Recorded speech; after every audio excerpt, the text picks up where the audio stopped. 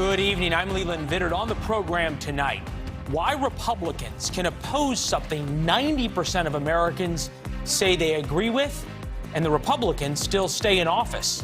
On a ninth day of record-high gas prices, how politicians from both sides are ignoring the needs of the middle class in America.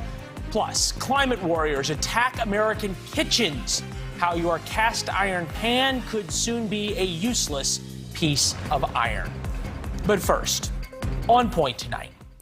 Few things better signify the White House's desperation than calling an actor up to the White House podium, as if suddenly we will put all our differences aside now that Matthew McConaughey has lectured American. There he is. He's going to pop up.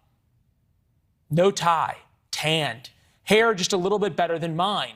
Fresh from visiting victims in Uvalde, just back from lobbying congressmen on Capitol Hill, full of energy, slightly scripted, was a good speech, but almost like a lawyer delivering his closing argument in a courthouse drama.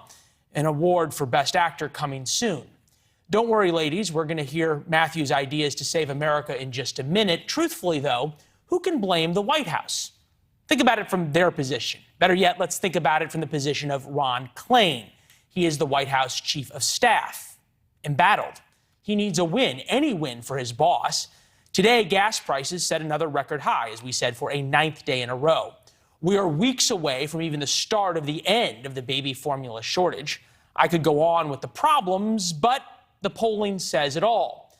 Mr. Biden is now more unpopular than President Trump. His approval on the economy sits near freezing at 35%. Nobody's talking about that, though, today. They're all talking about Matthew McConaughey. Back to Mr. Klain and his problems. He's tried everything. The Strategic Petroleum Reserve, blaming Putin, blaming oil companies, adding ethanol to gas, asking United Airlines to fly baby formula from Europe, using the Defense Production Act to import Chinese solar panels. Nothing, and I mean nothing, is working for this administration.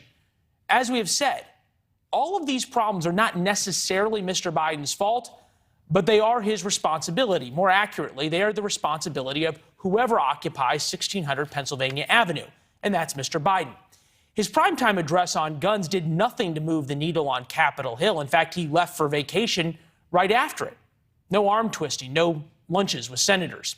In fact, there are a lot of reasons to believe his speech just further entrenched Republicans. The president's approval numbers mean he can't twist arms, even of his own party.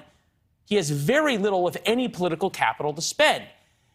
They are so desperate now for a win on guns, they called in, as we said, Matthew McConaughey off the bench. Can both sides rise above? Can both sides see beyond the political problem at hand and admit that we have a life preservation problem on our hands? So we got a chance right now to reach for and to grasp a higher ground above our political affiliations. A chance to make a choice that does more than protect your party. Could almost be a trailer for this summer's latest blockbuster. For a minute, some wondered actually why he isn't president. In fact, radio stations who aired the speech got calls to that effect. He did think about running for governor in Texas, but that was short-lived. Perhaps next the White House will call in the American president from times past. Thanks for watching. Go to newsnationnow.com to find NewsNation on your television provider. And don't forget to subscribe. Click the red button to get more of NewsNation's fact-driven, unbiased coverage.